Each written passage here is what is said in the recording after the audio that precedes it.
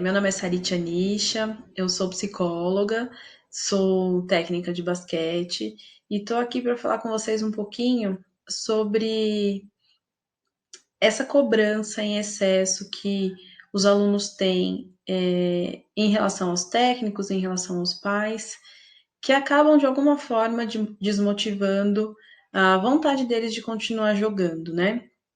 Eu percebo que muitas vezes o incentivo que o técnico dá, vou falar primeiro do técnico, depois do pai, que são coisas bem distintas. O incentivo que o técnico dá, muitas vezes ele precisa ter uma assertividade, uma assintosidade na fala, que perde um pouco do processo pedagógico, né?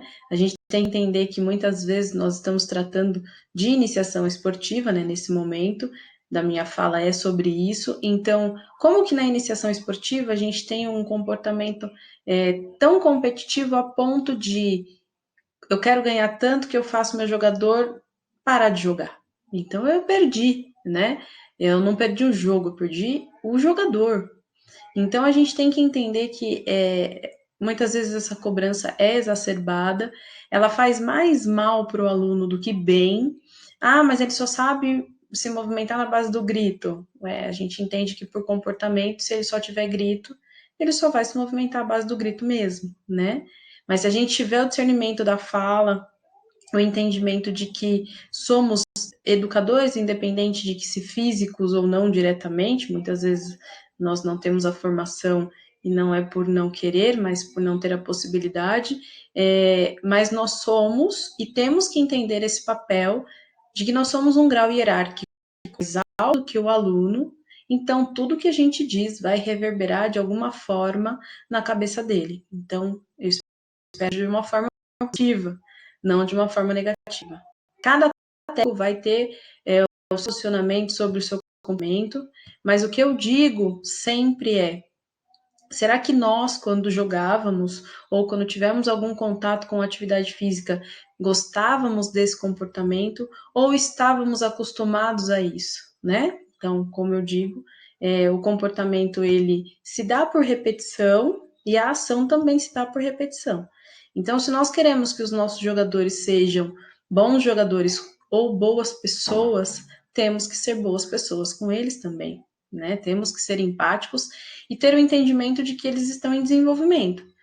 Não adianta a gente cobrar mais do que ele pode, mesmo se a gente visualizar que ele pode mais. Por quê? Porque dependendo da forma da cobrança, ele não vai chegar até onde a gente acha que ele vai. Né? Existe um processo intelectual aí, né? Um processo cognitivo, o entendimento de jogo que se dá gradativamente. Então, será que a gente está fazendo o nosso papel da melhor forma possível? Será que a gente está desenvolvendo esse jogador com todas as suas possibilidades e peculiaridades, como ele se apresenta ou como a gente quer que ele se apresente, né? Isso eu estou dizendo porque eu fico dos dois lados.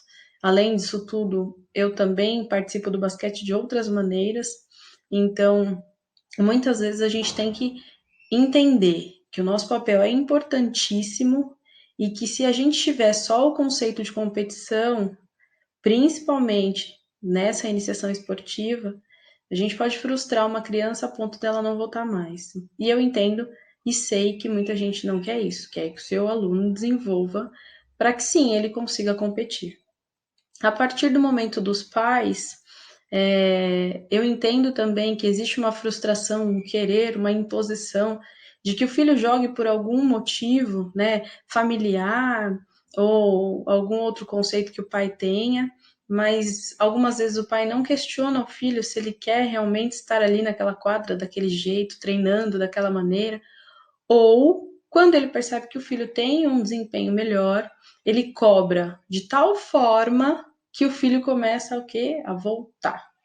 Então, muitas vezes eu percebo que o pai, ele sabe que o filho pode desenvolver, mas ele cobra tanto que o menino trava, né? Que a criança trava.